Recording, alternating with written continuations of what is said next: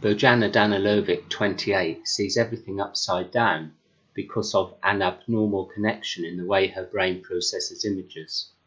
Danilovic has to have a special upside-down computer screen and a keyboard, and reads papers from the bottom up. At home she watches one TV balanced on its top, while the rest of the family watch another. She says, "It may look incredible to other people, but to me it's completely normal. I was born that way. It's just the way I see the world." Neurological experts say she is suffering from a condition called spatial orientation phenomenon. Good morning to you all. It's good to be able to share scripture and some thoughts with you just now. How did that last bit feel? I don't know if I could even imagine seeing everything upside down all the time. In some ways at the moment we could consider that our whole world has been turned upside down. It is certainly different to the one that we're used to. I suppose we are having to look at things from a different angle. What about seeing things backwards? Don't worry, I'm not going to run the video backwards. That would be just too weird, although some of you might prefer it. But think for a moment about our discipleship, our living out our lives for Christ. Do we sometimes do that upside down or back to front? Let's just park that idea for a moment and turn our thoughts to Jesus. In Luke 19 verse 10, Jesus made it clear as to why he came to this planet.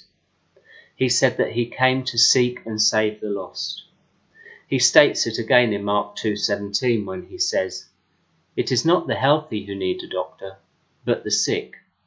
I have not come to call the righteous, but sinners." These words could be seen as his mission statement, for he did indeed seek out the lost. He went to the house of sinners, to the well, a cemetery where a demon-possessed man hung out, to the street where an adulterous woman was thrown. He even looked up a tree and found a very little man. But this mission statement for his life led him into some very hard and tough places. This same mission statement ultimately led him to carry a cross to a hill on which he would die. The interesting thing is that Jesus' mission was one that he shared with his followers. He didn't just share his presence with them, but he also shared his purpose. In Matthew 4:19 he says, "Follow me and I will make you fishers of men." He calls us, his followers, to engage in the same calling he embraced. We are expected to participate in the purpose of the one we follow. In Jesus' mind, disciples will disciple. They won't just gain access into the kingdom and sit down. They would have a job to do, a mission to fulfill. So Jesus, being the great leader that he is, doesn't expect his followers to do this without some explanation and some training. So we turn to Luke 10 verses 1 to 9, and I'm reading from the Message. Later the master selected 70 and sent them ahead of him in pairs to every town and place where he intended to go. He gave them this charge: "What a huge harvest, and how few the harvest hands. So on your knees, ask the God of the harvest to send harvest hands. On your way, but be careful. This is dangerous work. You're like lambs in a wolf pack. Travel light, comb and toothbrush and no extra luggage. Don't loiter and make small talk with everyone you meet along the way. When you enter a home, greet the family. Peace.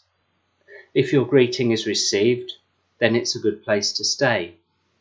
But if it's not received, take it back and get out. Don't impose yourself. Stay at one home, taking your meals there, for a worker deserves 3 square meals. Don't move from house to house, looking for the best cook in town. When you enter a town and are received, eat what they set before you. Heal anyone who is sick and tell them, God's kingdom is right on your doorstep. Amen." Straight and to the point. But is this where we get it all wrong? We've been given the same directive that the original followers of Christ had. We are called in Matthew 28 and Mark 16 to go into all the world and make disciples. We know this. We might even have tried it. We've read books, made plans, discussed with each other what Jesus meant and even how it should happen. But then something happens. It gets turned around and goes upside down. So let's have a quick think about Jesus' plan and compare it to how we try to fulfill the mission. Jesus said, find a friend. Go into a city, greet someone. Then based on their response, you can determine if you can move to the next step. Could it be that the person you have found as a friend is also your assignment? He said, build relationship. Stay with them and eat repeated meals together. Don't move around.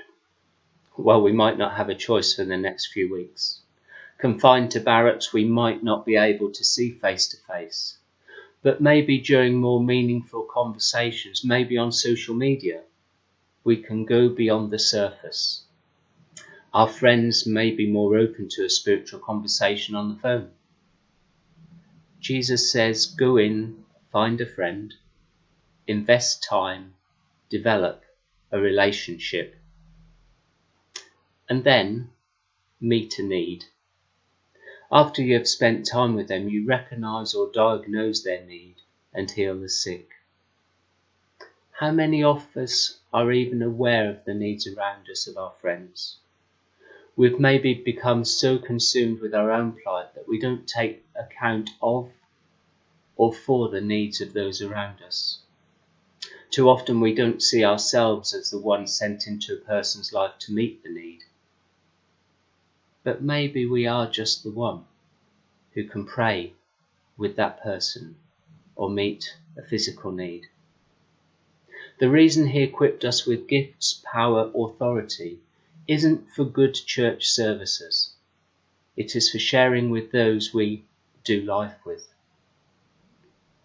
Then preach the gospel. Jesus is saying the most effective way to be heard is to preach after the other three things have been accomplished. This is so often where we get it all mixed up. We have discipleship dyslexia. We do it backwards. We think we can make disciples in the exact opposite manner. We want to preach the gospel before we've ever met a need, built a relationship or found a friend, and what we discover is that people are unwilling to listen. But if the harvest is so plentiful, then why haven't we seen hordes of people coming to church? Could it be because we sometimes tried to fulfill the directive backwards? So what does discipleship dyslexia look like? It is when we put an invite through the letterbox of a neighbour who we've never really spoken to. It's when we put up a poster in a shop hoping that people will read and respond. It's when we pat ourselves on the back after having gone out of our way to conduct a meeting or provide a great musical festival, yet we forget to share that experience with a colleague who we've worked with for the past 20 years. Now don't get me wrong, posters, leaflets, invites have their place, and God does use them. But I believe that if we want to see the results that Jesus and the disciples got in making disciples, we must go back to the formula Jesus gave us and do exactly as he did. Maybe in this time of lockdown, we have time to think and consider. Who are you friends with? Who do you spend time talking to, communicating with? Maybe, just maybe, those are the lost people that are candidates for discipleship. If you have worked to establish a relationship, then those are the folks who are ready. Meet their needs and then share the gospel message. We know we are suffering from discipleship dyslexia when we begin to talk about evangelism and say, I'm too shy, I'm too timid, I just don't know what to say. The most effective form of evangelism breaks down any excuses or deficiencies because it is with people you are friends with first. It should become a natural part of life. Speaking from personal experience, it's not easy, but who said it would be? Just think of the possible outcomes. In this unprecedented time of lockdown, let us do what we can in God's strength to follow his mission, and then, who knows, at the end of all this, we may reap a harvest because of the relationships we have made. Amen. I trust you're all keeping well. We have in the past week, and I thank Brian for the hours he has put into this as well, put together a plan to help us continue our care and support of those connected with the Core Fellowship. So you should have all been allocated a key member of the Core to contact you on a regular basis to make sure you are okay and coping. If you're not, then let them know, and we'll endeavour to help if we can through our volunteer team.